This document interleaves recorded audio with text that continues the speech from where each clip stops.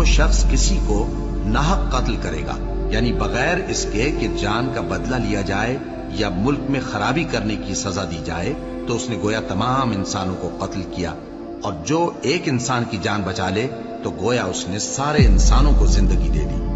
اور ان لوگوں کے پاس ہمارے پیغمبر روشن دلیلیں لا چکے، پھر اس کے بعد بھی ان میں بہت سے لوگ ملک میں زیادتیاں کرنے والے ہیں۔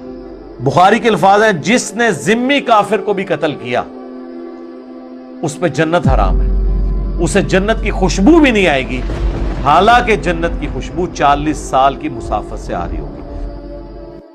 وَلَا يَقْتُلُونَ النَّفْسَ الَّتِي حَرَّمَ اللَّهُ إِلَّا بِالْحَقِّ، اور نہ ہی وہ قتل کرتے ہیں کسی جان کو جسے اللہ نے محترم ٹھہرایا۔ انسانی جان کا احترام، انسانی جان محترم ہے، کافر کی بھی، الا یہ کہ حرب ہو، جنگ ہو، اور اس میں وہ حربی کافر جو ہے اس کو مارا جائے۔ عام حالات میں آپ کے ملک کے اندر ذمی اگر ہے، اس کا قتل اتنا ہی بڑا جرم ہے جتنا کسی مسلمان کا قتل کرنا جرم ہے۔